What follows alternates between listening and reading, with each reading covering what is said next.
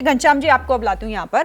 देखिए, ये तो एक फैसला और इसमें भेदभाव का आरोप लगाना और दूसरी तरफ से ये कह देना कि भाई ये किसी एक धर्म विशेष के लिए नहीं है, ये अलग बात है। लेकिन ये दाव ऐसा तो है जिसको लेकर वो चर्चा थम गई है जिस पर सबसे ज्यादा सवाल विपक्ष उठा रहा था कि देखिए तो अपनी पार्टी के लोगों को नहीं संभाल पा रहे हैं। वो जो चर्चा हो रही थी वो तो पूरी तरीके से थम गई है। खुद यहाँ केशव प्रसाद मौर्य आकर इसका सपोर्ट भी कर चुके हैं और ये भी कह चुके हैं कि सारी बातें अफवाह थी।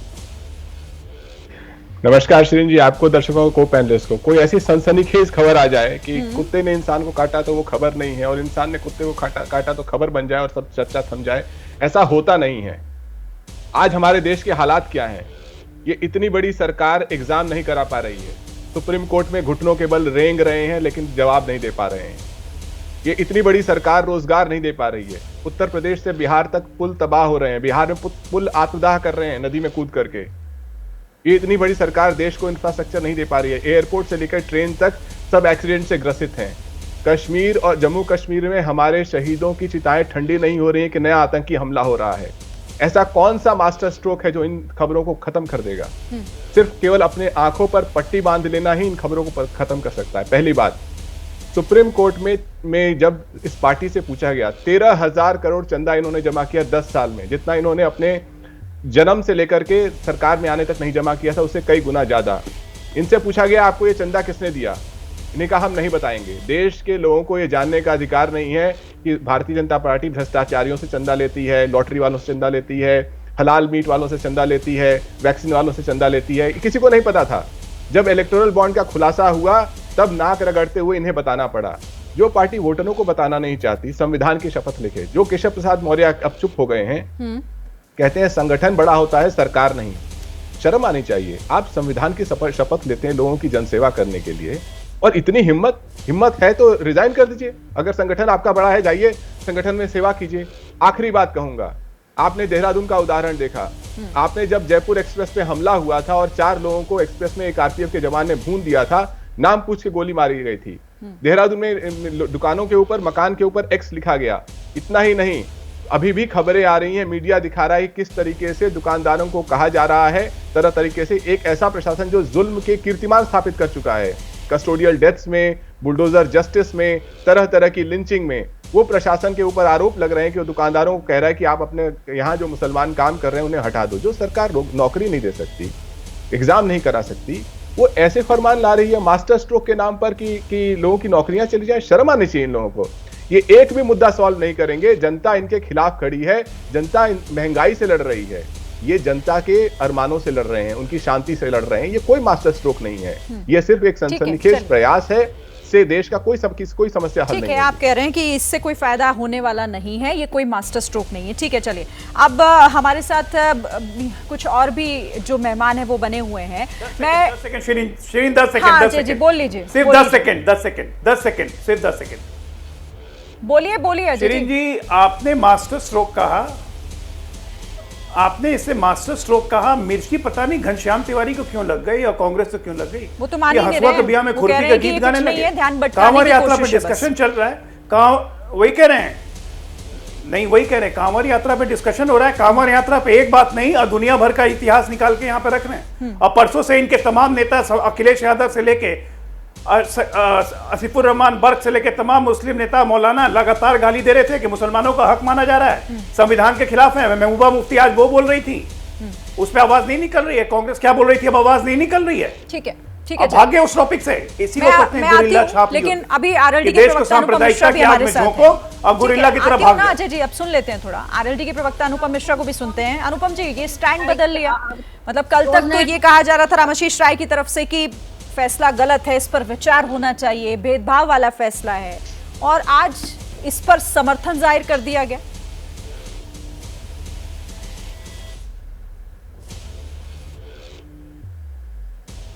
अनुपम जी, आवाज आपको मिल रही है? कल की सिचुएशन और रात की सिचुएशन में 2 फर्क आए हैं। एक ये है कि हम लोगों ने जब उस समय भी बात की थी, जी मुझे लगता है मेरी आवाज भी आपको मिल रही होगी।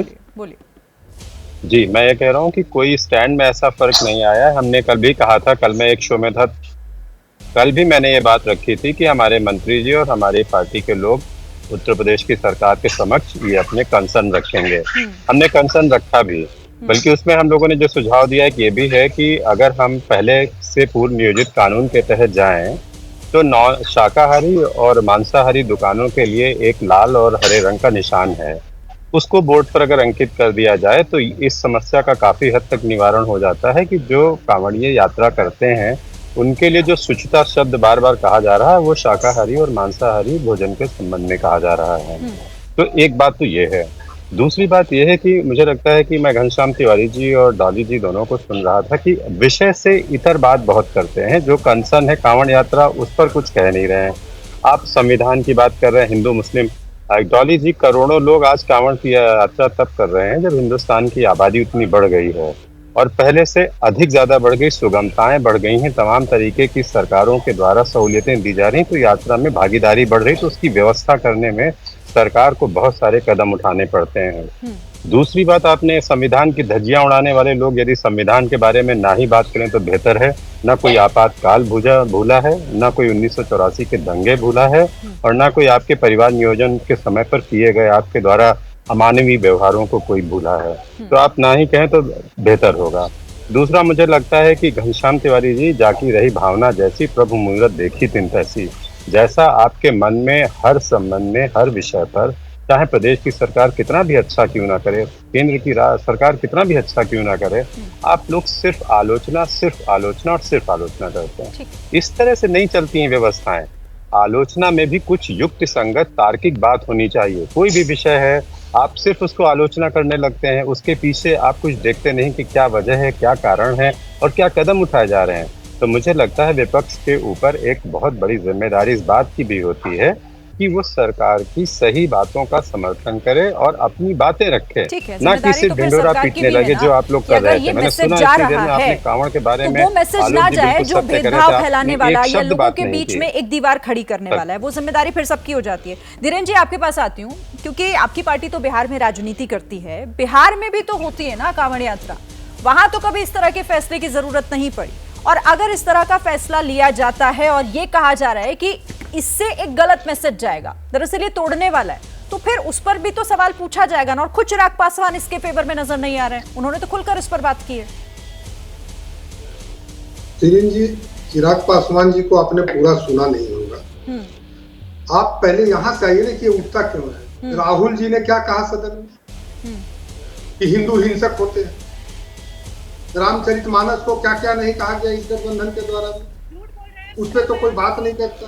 डेंगू और मलेरिया से सनातन की तुलना की गई, एक बताया गया भगवान शंकर की अरे फिर बीच में ही क्यों मिर्ची लग गई? सुनिए तो सही, जब मेरी बारी है तो मुझे बोलने दीजिए। नहीं, तब पहले डॉली जी उनको पूरा करने दीजिए, मैं फिर उसके बाद आपके पास आ जाऊंगी। 1 मिनट उनको पूरा कर लेने दीजिए धीरेन्द्र जी। और मैं ये चाहती हूँ धीरेन्द्र जी, इधर उधर की बात ना करके इस फैसले पे जो हम बात कर रहे हैं कि आखिर इसकी जरूरत क्यों पड़ी, उस पर रहिए प्लीज, इधर उधर नहीं।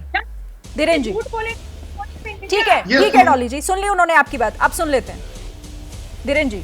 सनातन को डेंगू और मलेरिया एड्स से तुलना किया, रामचरितमानस को नफरत बताया, और तो और आज कर्नाटका के स्कूल में एक फरमान जारी हुआ है कि वहां पे गणेश जी की पूजा नहीं होगी, गणेश चतुर्थी की। ये क्या है? तुष्टीकरण की राजनीति है कि नहीं है? ये भी गलत है। और मैं बता रहा हूं कि वहां पे चिराग पासवान जी ने क्या कहा कि जो माथे पे अगर कोई बेचता हो गरीब, वो कहाँ पे अपना नाम लिखवा के लेकर घूमेगा? आज वो पेड़ा बेच रहा हो, कल सेव बेच रहा हो।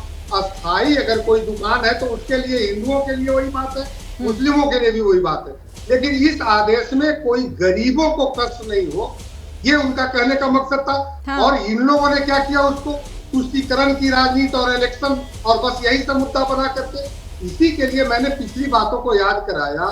इनको बात करनी चाहिए थी बंगाल पर, जहां पर वहां पर बिना नाम के औरतों पर अत्याचार हो रहा है, उस पर तो ये बात करते नहीं है। कि तमिलनाडु में इतनी मौतें हो रही है गरीबों की हुई लीकर पीकर के, उस पर कोई बात ये लोग करेंगे नहीं। तो अगर एक समान शिक्षा अगर कहीं हो, आज कर्नाटक में इस तरह का हुआ तो मदरसों में भी इस तरह की बात होनी चाहिए। 1 नेशन 1 एजुकेशन होना चाहिए, लेकिन वहां पर पर्सनल लॉ बोर्ड हो जाता। तो तुष्टीकरण की राजनीति इन लोगों पे इतनी हावी हो गई है कि हर आदेश पर इन लोग सवाल उठाते हैं। लेकिन मेरी पार्टी और मेरे नेता का स्टैंड बड़ा क्लियर है कि उसमें कोई गरीब तबका, चाहे उन्होंने ये नहीं कहा कि जाति और धर्म के नाम पर भेदभाव नहीं होना चाहिए, ये भी तो उन्हीं के शब्द है ना।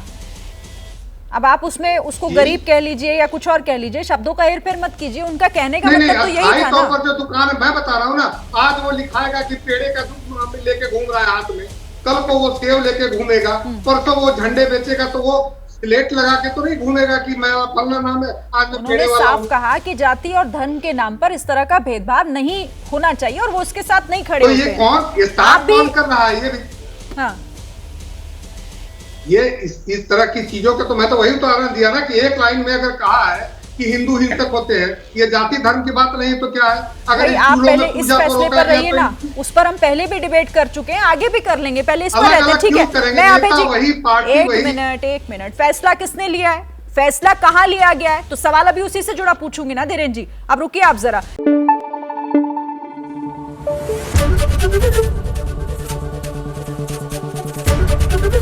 एबीपी न्यूज आपको रखे आगे।